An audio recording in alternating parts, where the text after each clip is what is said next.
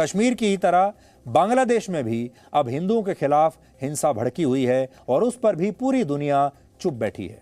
बांग्लादेश में अब तक 10 हिंदुओं की हत्या हो चुकी है, 17 हिंदू लापता हैं और 23 हिंदू महिलाओं के साथ बलात्कार की खबरें आ रही हैं। 160 दुर्गा पूजा पंडालों को जिहादी भीड़ तहस नहस कर चुकी है धर्म के नाम पर।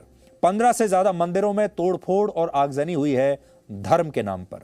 150 से ज्यादा हिंदू परिवारों के घर लूट लिए गए हैं, ये भी धर्म के नाम पर। और नोआखली के इस्कॉन मंदिर के 2 पुजारियों समेत 5 पुजारियों की भी हत्या की गई है। सोचिए ऐसी क्या स्थिति हो गई होगी कि पुजारियों की भी हत्या कर दी गई।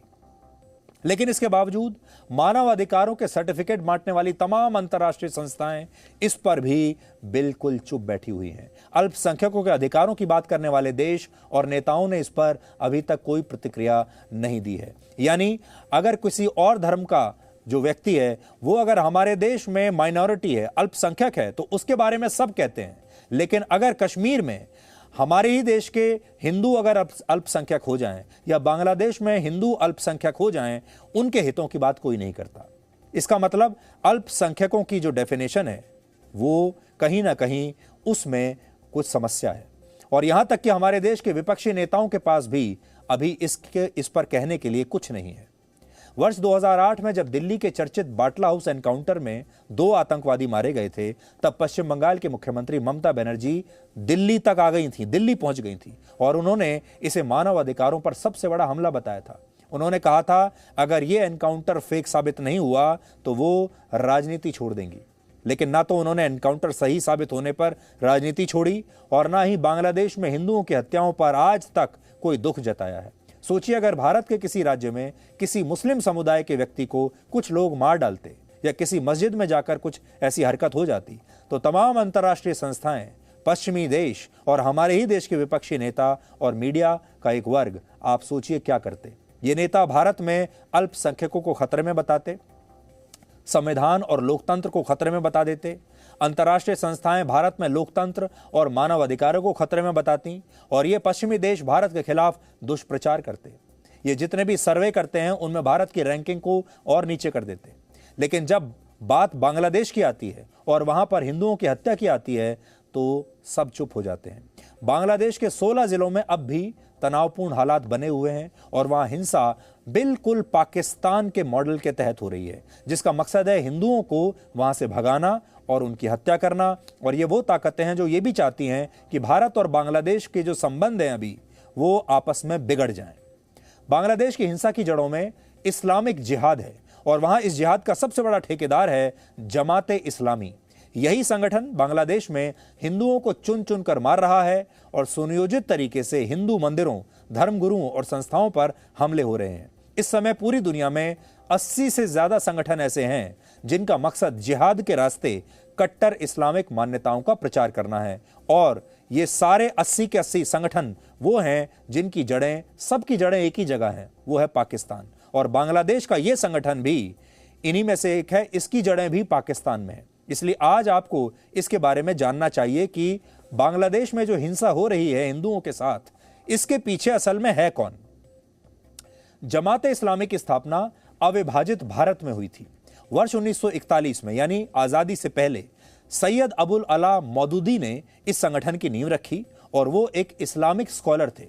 यह संगठन भारत के विभाजन के खिलाफ था क्योंकि सैयद अबुल अला मौदूदी का मानना था कि अगर भारत का विभाजन हो गया तो इस्लाम धर्म को मानने वाले लोग बट जाएंगे और भारत कभी भी दुनिया में इस्लाम का सबसे बड़ा केंद्र नहीं बन पाएगा। यानी वो चाहते थे कि भारत दुनिया में इस्लाम का सबसे बड़ा केंद्र बन जाए। हालांकि इसके विपरीत वर्ष 1947 में जब भारत का विभाजन हुआ तो पाकिस्तान में हिंदुओं के खिलाफ बड़े पैमाने पर हिंसा हुई, जिसमें जमाते इस्लामी के कट्टरपंथियों ने इसी तरह हिंदुओं की हत्याएं करना शुरू कर दिया जैसे आज कर रहे हैं। वर्ष 1950 में भी इस संगठन ने हजारों हिंदुओं को पलायन करने के लिए मजबूर कर दिया था। और फिर 1971 में जब पाकिस्तान का बंटवारा हुआ और पूर्वी पाकिस्तान बांग्लादेश बना, तब भी यह संगठन पाकिस्तान के ही समर्थन में खड़ा था। इसने बांग्लादेश का साथ नहीं दिया था। उस समय इसने पाकिस्तान की सेना का साथ दिया था और सेना द्वारा शांति वाहिनी नाम से एक कमेटी भी बनाई गई थी जिसे पीस कॉर्प्स भी कहा जाता है। इस कमेटी ने पाकिस्तान के इशारे पर बांग्लादेश में शांति स्थापना के लिए अल बद्र और अल शाम जैसी कई संस्थाएं खड़ी की, जिनका एक ही मकसद था हिंदू महिलाओं को इस्लाम धर्म अपनाने के लिए मजबूर करना, उनका बलात्कार करना और उनके परिवार के लोगों की हत्या कर देना। एक रिपोर्ट के मुताबिक ऐसी भयानक यातनाओं का सामना उस समय 4 लाख गैर मुस्लिम महिलाओं ने किया था। सोचिए, 4 लाख गैर मुस्लिम महिलाओं ने इन चीज़ों का सामना किया। या तो उनका बलात्कार किया गया, उनके परिवार के लोगों की हत्या कर दी गई और उन्हें मजबूर किया गया कि वो अपना धर्म बदलकर इस्लाम स्वीकार कर लें। हालांकि पूर्वी पाकिस्तान के बांग्लादेश बनने के बाद जब वर्ष 1972 में शेख मुजीबुर रहमान, जो मौजूदा प्रधानमंत्री शेख हसीना के पिता थे, वो जब बांग्लादेश के प्रधानमंत्री बने तो उन्होंने संविधान में इस्लामिक राष्ट्र को महत्व न देकर धर्मनिरपेक्षता के विचार को अपनाया। लेकिन बांग्लादेश ज्यादा वर्षों तक इस पहचान को बचाकर नहीं रख पाया। वर्ष 1975 में शेख मुजीबुर रहमान और उनके परिवार की हत्या के 3 साल बाद 1978 में बांग्लादेश के संविधान से धर्मनिरपेक्षता शब्द को हटा दिया गया। ये काम बांग्लादेश के तत्कालीन राष्ट्रपति जनरल जियाउर रहमान ने किया, जिनकी पत्नी खालिदा जिया आज भी बांग्लादेश की नेशनलिस्ट पार्टी के प्रमुख हैं और जमाते इस्लामी की सबसे बड़ी समर्थक हैं। वैसे तो वर्ष 2010 में वहां की सुप्रीम कोर्ट के फैसले के बाद बांग्लादेश के संविधान में धर्मनिरपेक्ष शब्द दोबारा जोड़ दिया गया था, लेकिन इसे बहुत बड़ा विरोधाभास कहेंगे कि बांग्लादेश का संविधान आज भी खुद को इस्लामिक राष्ट्र ही कहता है। बांग्लादेश के संविधान में पहले 3 शब्द कुरान की एक आयत से लिए गए हैं। क्रोनोलॉजी अगर आप समझें तो जमाते इस्लामी कुछ नया नहीं कर रहा, वो उसी पाकिस्तानी मॉडल पर हिंदुओं के खिलाफ हिंसा भड़का रहा है, जिसके तहत एक एक करके सभी देशों में इस्लाम धर्म को स्थापित करना है। सोचने वाली बात यह है कि आज भारत अगर एक इस्लामिक राष्ट्र बन गया तो भारत, पाकिस्तान और बांग्लादेश की कुल आबादी 172 करोड़ हो जाएगी मिलकर। और अगर 15वीं और 16वीं शताब्दी की तर्ज पर भारत अखंड भारत बन गया तो यह दुनिया में इस्लाम का सबसे बड़ा केंद्र भी बन जाएगा, क्योंकि इस्लाम को मानने वाला इससे बड़ा और कोई देश इस दुनिया में होगा नहीं। भारत को इस्लामिक राष्ट्र बनाने का सपना देखने वाले 2 तरीके से इस सपने को पूरा करना चाहते हैं। पहला तरीका यह है कि भारत में 20 से 30 करोड़ हिंदुओं का धर्म बदल दिया जाए और उन्हें मुसलमान बना दिया जाए। और दूसरा तरीका यह है कि मुसलमानों की आबादी तो बढ़ती रहे, लेकिन हिंदुओं की आबादी को बढ़ने से रोक दिया जाए और उनकी ऐसे ही हत्याएं होती रहें जैसी इस समय बांग्लादेश में हो रही हैं। और फिर इस सब कॉन्टिनेंट में मुस्लिम जो आबादी है वो सबसे बड़ी हो जाए।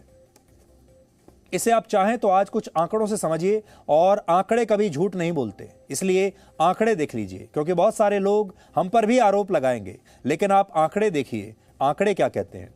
वर्ष 1941 में जब जमाते इस्लामी की स्थापना हुई थी तब पूर्वी पाकिस्तान में 70% मुस्लिम आबादी थी और 28% हिंदू आबादी थी। ध्यान से देख लीजिए आप, 28% हिंदू हुआ करते थे बांग्लादेश में। वर्ष 1971 में पूर्वी पाकिस्तान के बांग्लादेश बनने के बाद वहां हिंदुओं की आबादी 28% से 13.5% हो गई, यानी सीधे आधी रह गई। कैसे रह गई आप अंदाजा लगा सकते हैं। या तो हिंदुओं को मार दिया गया या हिंदुओं को वहां से भगा दिया गया, और जो बचे उन्हें उनका धर्म बदलकर इस्लाम कबूल करने पर मजबूर कर दिया गया। इसलिए हिंदुओं की आबादी आधी रह गई। वर्ष 2011 की जनगणना के मुताबिक बांग्लादेश में अब सिर्फ 8.5% हिंदू ही बचे हैं, जबकि मुस्लिम आबादी 90% तक पहुंच गई है। और यह भी जो हम फिगर आपको बता रहे हैं ये 2011 की है, आज से 10 साल पुरानी। 2011 में 8.5% हिंदू बचे थे, हो सकता है अब इससे भी आधे बचे होंगे, हो सकता है अब शायद 4 या 4.5% हिंदू बांग्लादेश में बचे होंगे। बाकी के कहां गए? बाकी के हिंदू या तो मार दिए गए या वहां से भाग गए और या फिर उन्होंने अपना धर्म बदल लिया। ये 3 चीजें ही हो सकती है। पिछले लगभग 4 दशकों से बांग्लादेश में हिंदुओं के खिलाफ हिंसा का एक सेट पैटर्न है। वहां दुर्गा पूजा के मौके पर हर साल इसी तरह की एक अफवाह उड़ाई जाती है कि हिंदुओं ने इस्लाम धर्म का अपमान किया है, जिसके बाद वहां दंगे शुरू हो जाते हैं। और भारत से कोई नेता वहां जाता है तब भी वहां पर सांप्रदायिक हिंसा शुरू हो जाती है। जैसे कि इसी साल जब 25 मार्च को प्रधानमंत्री नरेंद्र मोदी बांग्लादेश के दौरे पर गए थे, तब जमात इस्लामी ने वहां पर जबरदस्त हिंसा की थी और आम चुनावों के दौरान भी हिंदुओं को वोट डालने से रोकने के लिए पाकिस्तान के इशारे पर जमात इस्लामी बड़े पैमाने पर हिंदुओं का खून बहाती है। और जब प्रधानमंत्री मोदी वहां पर गए थे तब भी वहां पर एक ऐसा माहौल बनाने की कोशिश की गई जैसे कि बांग्लादेश के जो लोग हैं वो उनका बहुत विरोध कर रहे हैं। और लेकिन दुनिया को बांग्लादेश के हिंदुओं के मानवाधिकार आज तक नजर नहीं आए, ना ही इस बार नजर आ रहे हैं। अब आप सोच लीजिए, कहां संयुक्त राष्ट्र बैठा हुआ है, कहां यूरोपियन यूनियन के लोग बैठे हुए हैं, कहां वो सारे बड़े बड़े देशों के राष्ट्राध्यक्ष बैठे हुए हैं जो अक्सर ये कहते रहते हैं कि कश्मीर में जब कोई एनकाउंटर होता है तो कहते हैं कि हम भारत में हो रही, कश्मीर में हो रही घटनाओं पर चिंतित हैं। Presenting B News app available on Google Play and App Store. Download it now.